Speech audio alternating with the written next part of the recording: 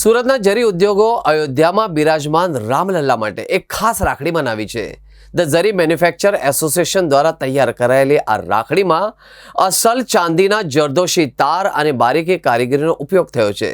સુરતના કારીગર બહેનોએ શ્રદ્ધાથી બનાવેલી આ અદ્ભુત રાખડી 28 ઓગસ્ટે રક્ષાબંધનના પર્વે રામલલ્લાના કાંડે શોભશે, જે સુરતી કળા અને ભક્તિનું પ્રતીક છે।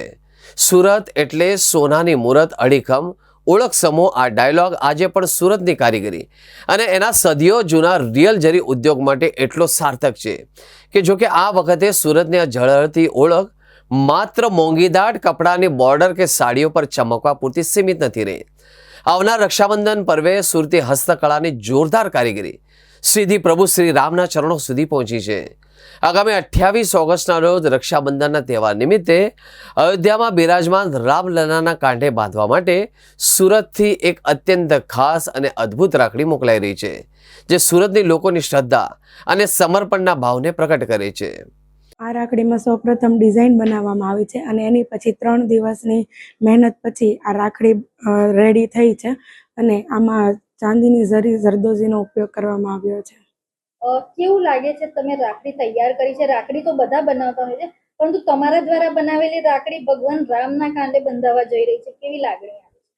બહુ જ ખુશીનો અનુભવ થાય છે અને ભગવાન રામ સુધી મારી કળા પહોંચશે એની મને ખૂબ જ ખુશી છે। સુરત જરી મેન્યુફેક્ચર એસોસિએશનમાં સુરત જરી જરદોશીના કામદારો અને વર્કર્સો અને જે કંઈ ઉત્પાદકો છે તે લોકો પણ જોડાયેલા છે, તો એ લોકોને પ્રોત્સાહન આપવાના હેતુથી જરી જરદોશીની રાખડી બનાવવાનો વિચાર કરેલો અને એ રાખડી અમારે અયોધ્યા મુકામે પ્રભુ શ્રી રામચંદ્ર ભગવાનના કાંધે બંધાય એવી અમારી ભાવના અને આસ્થા હતી અને એ રીતે આજે એ રાખડી અમે તૈયાર કરી છે અને અત્યારે બપોરની ફ્લાઇટમાં એ અયોધ્યા મુકામે અમે મોકલવા જઈ રહ્યા છીએ। અમે જરદોશી જરીનું મેન્યુફેક્ચરિંગ કરીએ છીએ, તો અમે જ્યારે જોતા હતા વર્ષો પહેલા જરદોશી જરીની રાખડીઓ ખૂબ જ સારા પ્રમાણમાં ચાલતી હતી, પણ જેમ જેમ રો મટીરિયલના ભાવો વધતા ગયા અને બજારમાં બીજી ચાઇનીઝ આઇટમો પણ આવતી ગઈ, તે રીતે જરદોશીની જે રાખડી હતી તે ધીરે ધીરે લુપ્ત થતી ગઈ। તો અમારે એક વિચાર આવ્યો કે આવી એક જરદોશીની રાખડી આવી કોઈક સારા ધાર્મિક સ્થળો પર મોકલી શકાય, જેથી આપણી કળા અને આપણે જે જરદોશી જરી સુરતમાં બનાવીએ તેનો પ્રચાર અને પ્રસાર કરી શકીએ।